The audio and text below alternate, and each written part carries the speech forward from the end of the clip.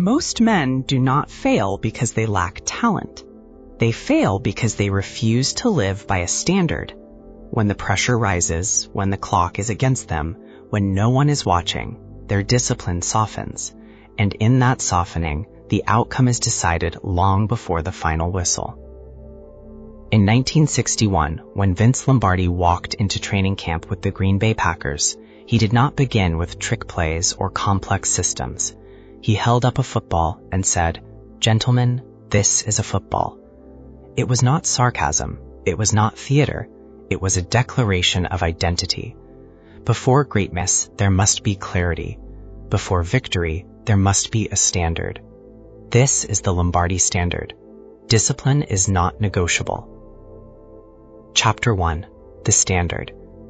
Lombardi believed that excellence was not an event, but a habit formed through repetition.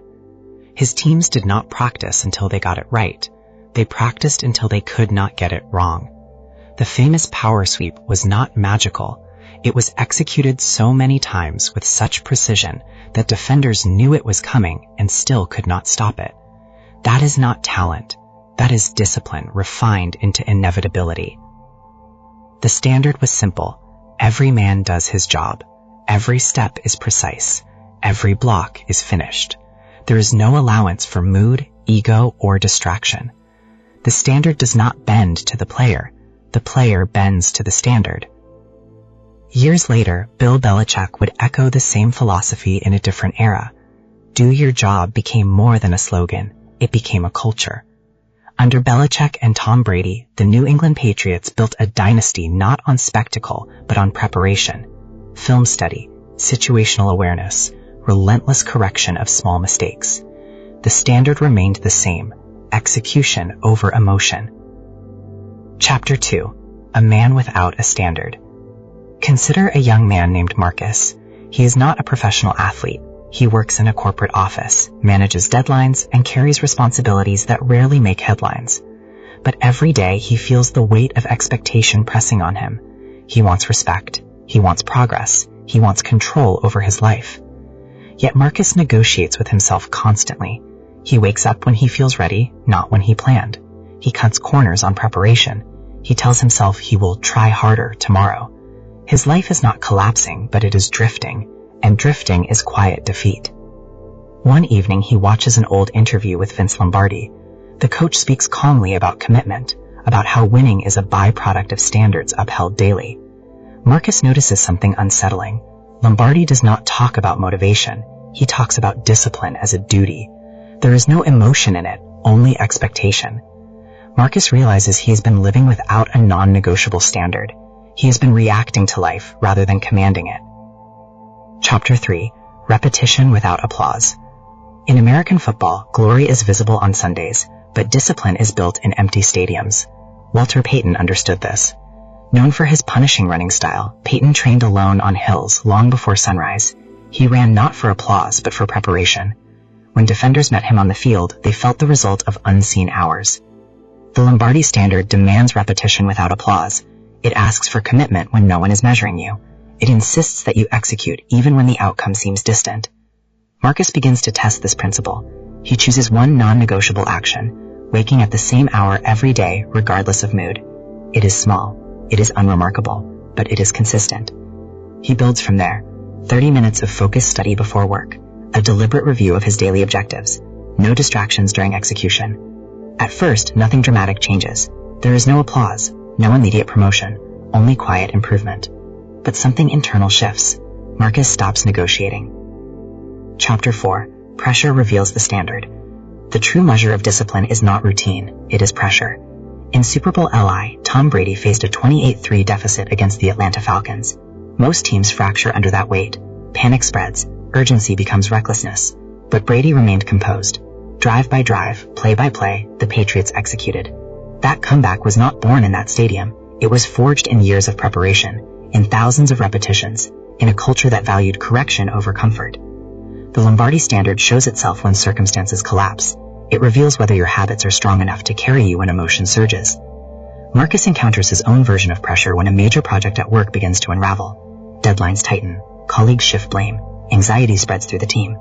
For a moment, he feels the old impulse to retreat into excuse, but he returns to the standard. What is his job? What can he execute today? He narrows his focus, one task, then the next. No drama, no complaint, just disciplined execution. Chapter 5. Brotherhood and Responsibility. Football is not an individual sport. Even the most gifted quarterback depends on protection. Even the fastest receiver relies on timing. The Lombardi Standard binds men together through shared expectation. If one man fails their assignment, the structure weakens. Belichick's teams were known for this collective accountability. Players were interchangeable because the system was supreme. Ego had no authority over execution. The brotherhood was not sentimental, it was functional. Each man carried responsibility not just for himself, but for the integrity of the whole. Marcus begins to understand that his discipline affects others. When he arrives prepared, meetings run smoother. When he communicates clearly, confusion decreases. His consistency reduces anxiety in the team. The standard is contagious. It spreads quietly, reshaping the environment. Chapter 6. Identity over outcome. The Lombardi Standard is not obsessed with winning. It is obsessed with becoming the type of person who cannot accept mediocrity. Lombardi once said that the quality of a person's life is in direct proportion to their commitment to excellence. Excellence, in this sense, is identity. It is who you are when no one is scoring you. Marcus no longer measures his days by external praise. He measures them by adherence to his standard. Did he prepare? Did he execute? Did he finish? Some days the answer is imperfect, but he corrects quickly. He does not indulge in self-pity. Correction replaces emotion. Over months, the transformation is subtle but undeniable. His posture changes. His speech becomes measured. His work improves in clarity and depth. He does not feel louder. He feels steadier. Chapter 7. The Cost of the Standard. Discipline is not romantic. It costs comfort. It demands early mornings, uncomfortable conversations, and sustained focus. In football, bodies absorb collisions for the sake of the mission. In life, the collisions are psychological. Doubt, fatigue, isolation. The Lombardi Standard does not eliminate pain. It organizes it. It gives pain a purpose. When you know why you endure, endurance becomes structured rather than chaotic. Marcus loses some casual habits along the way. He declines distractions. He limits idle conversation. Some misunderstand his shift, but he is not chasing approval. He is upholding a standard. Chapter 8. The Quiet Authority of Execution. There is a particular calm that belongs to disciplined men. It is not arrogance. It is preparedness. When the moment arrives, they do not scrabble for identity. They simply execute what they have practiced. This is why dynasties form. This is why certain teams return to championship contention year after year. It is not mystery. It is standard. The Lombardi Standard does not fluctuate with public opinion. It remains season after season. Marcus stands in a presentation months later, facing senior leadership. The stakes are high, questions are sharp. Yet he does not feel the old tremor of uncertainty. He has prepared. He knows his material. He answers deliberately, without excess. He is not perfect, but he is composed.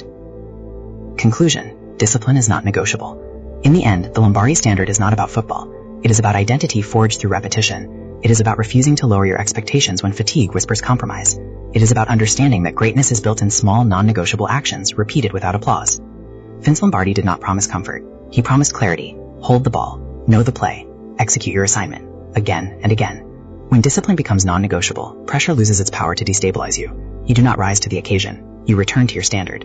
And that standard, upheld daily, decides who you become long before the world notices.